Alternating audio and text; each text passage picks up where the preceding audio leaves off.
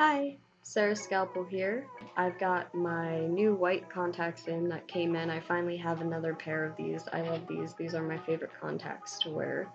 But today I thought I would do a 10 UnGoth Confessions video, like so many other YouTubers here have done. Yeah, my hat is like so wide brim. Ugh. Alright, so my top 10 UnGoth Confessions. Here they are. 1.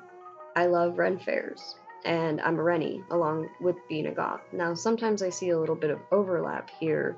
I've seen goths go to the Ren fair. It's kind of a place where you can dress up and no one questions it, so I think that's why a lot of people go there, and it draws alternative people out, so I guess there's some overlap there, but I'm also a Rennie as well as a goth. Alright? 2.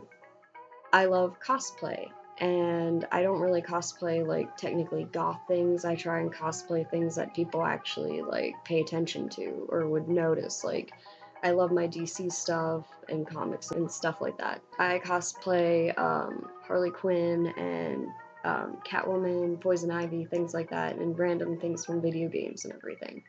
So there's that. 3. My music taste.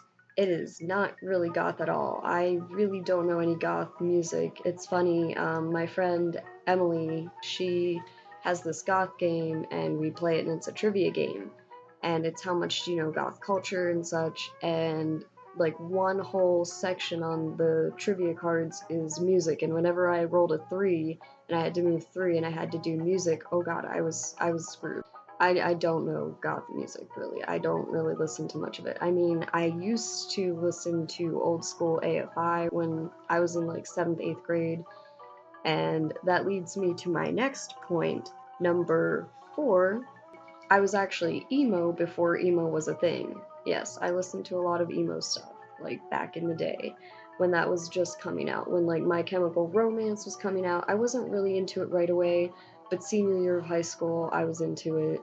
I got into it and I was like emo, and like my friends and I tried to be like punk. We were listening to AFI and like wearing safety pins on our clothes, stuff like that. We were punk more than goth, but like we'd also wear corsets and we'd always get questioned on that, so that was fun.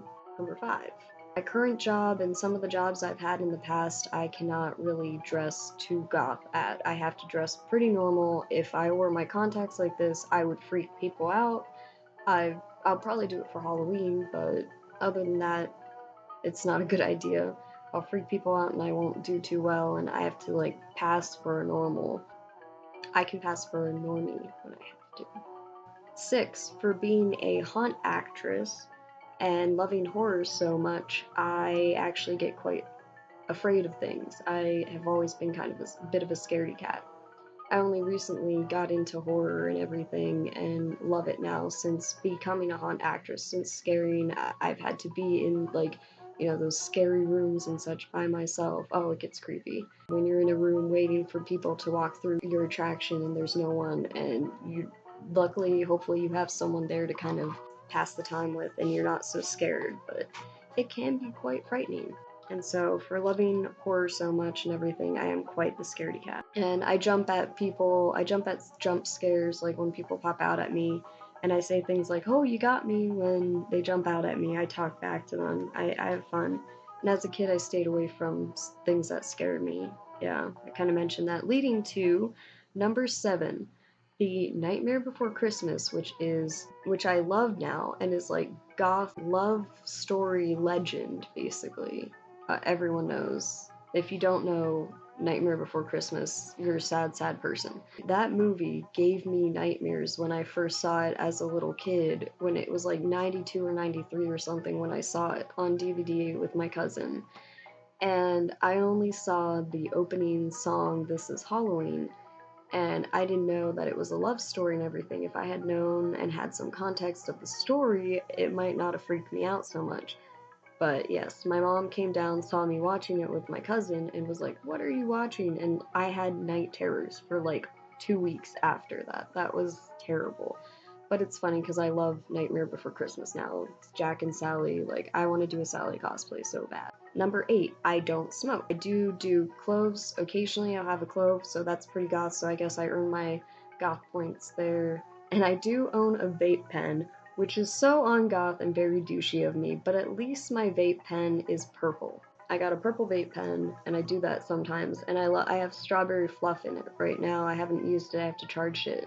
I don't hardly ever vape or smoke, but it's there if I want. Number 9, I do love Disney and musicals, which is not very goth, no. Disney and musicals and theater geekery. And finally, 10.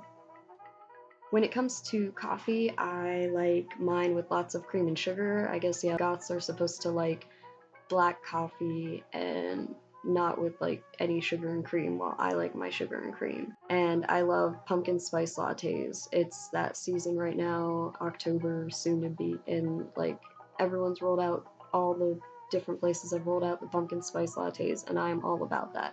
I am basic bitch in that way, but I love it. It's fall, I become the pumpkin queen, and like pumpkin like everything. So that's my 10 ungoth confessions. Bye!